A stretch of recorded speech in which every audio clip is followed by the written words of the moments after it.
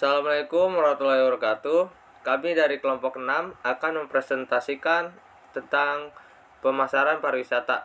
Materi pertama akan dipresentasikan oleh Salsabila Isnamindari.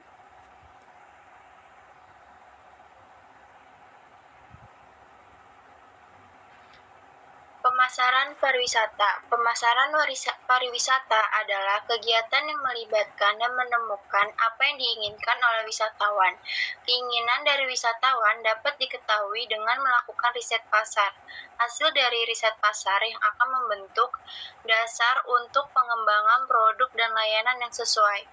Pada pemasaran pariwisata, sifat produk pariwisata yang dikategorikan ke dalam industri jasa mempunyai implikasi terhadap aktivitas pemasaran yang dilakukan. Hal ini karena produk pariwisata mempunyai karakteristik jasa, servis karakteristik yang membedakannya dari produk yang berwujud, yaitu intangibility, tidak berbentuk dan tidak dapat dievaluasi atau didemonstrasikan sebelum dipakai atau dibeli. Inseparability, proses konsumsi dan produksi berlangsung secara simultan. Variability, kualitas jasa yang diberikan dapat dirasakan berbeda-beda, tergantung orang yang menyampaikannya. Dan perishability, jasa tidak dapat disimpan sehingga kapasitas yang tidak terjual tidak dapat ditawarkan kepada konsumen di kemudian hari.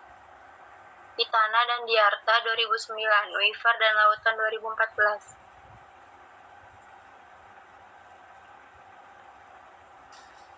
Lalu saya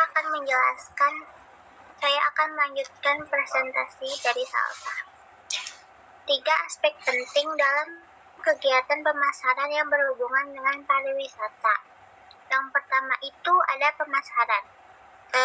Pemasaran itu yaitu sebuah proses berpikir yang terkait dengan situasi yang menyesuaikan dan menyeimbangkan kebutuhan wisatawan dengan kebutuhan destinasi atau kebutuhan organisasi yang merancang dan menyediakan layanan terkait pariwisata. Lalu yang kedua ada riset pariwisata. Bagian inheren dari pemasaran pariwisata yang berujung pada identifikasi dan pemilihan sasaran berdasarkan segmentasi pasar.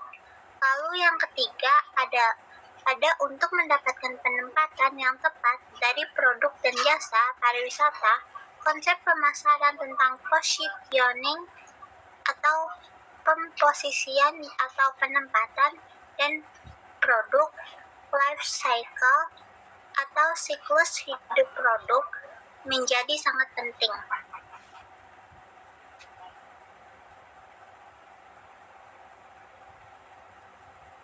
Perencanaan pemasaran pariwisata. Perencanaan pemasaran yang baik membantu usaha pariwisata maupun destinasi mengidentifikasi pelanggan dan pesaing serta mengembangkan strategi untuk membuat usaha maupun destinasi tersebut menonjol. Rencana pemasaran pariwisata tidak perlu panjang atau menghabiskan banyak biaya dalam penyusunannya, namun ia dapat digunakan sebagai peta jalan untuk mencapai tujuan.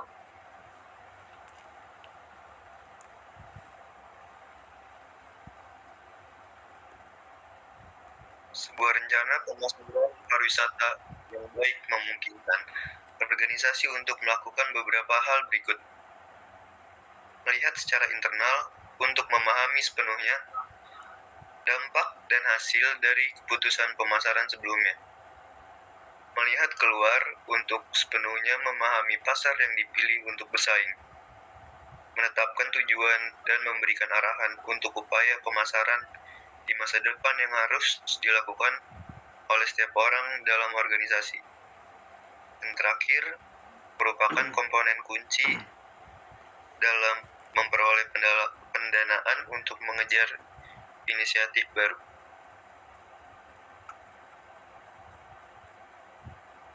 Lingkup-lingkup pemasaran. Berikut akan diuraikan tentang ruang lingkup pemasaran. Yang pertama, kajian keinginan dan kebutuhan konsumen. Barang diproduksi untuk memuaskan keinginan konsumen. Oleh karena itu, Studi dilakukan untuk mengidentifikasi segala bentuk keinginan dan keinginan pangsa pasar. Yang kedua, studi perilaku konsumen. Pemasar melakukan studi tentang perilaku konsumen. Analisis perilaku pembeli membantu pemasar dalam melakukan segmentasi dan menentukan target pasar.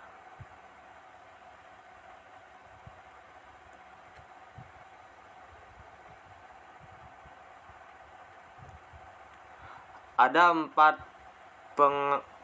pengelompokan golongan pasar, yaitu yang pertama, pasar konsumen.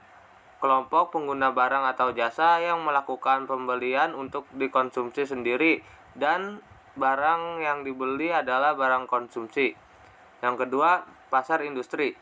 Seseorang atau kelompok organisasi atau lembaga yang melakukan pembelian barang dan jasa untuk dipakai baik secara langsung maupun tidak langsung, dan barang yang dibeli adalah barang dan jasa industri. Yang ketiga, pasar penjual.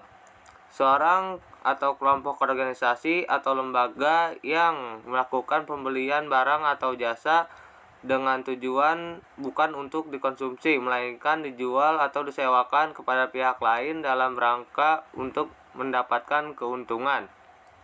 Dan terakhir, pasar pemerintah. Kelompok atau sekumpulan pengguna barang atau jasa yang terdiri dari lembaga pemerintah, misalnya departemen, direktorat, kantor dinas, dan lain-lain.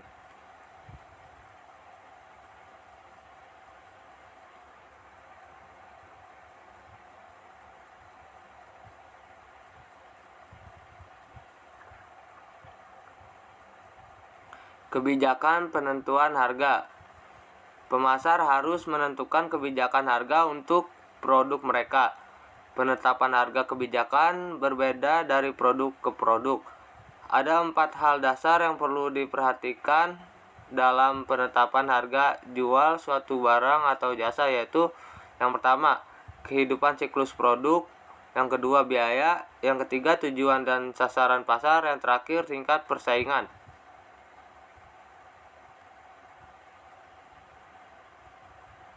Mungkin cukup sekian presentasi dari kelompok 6. Terima kasih. Assalamualaikum warahmatullahi wabarakatuh.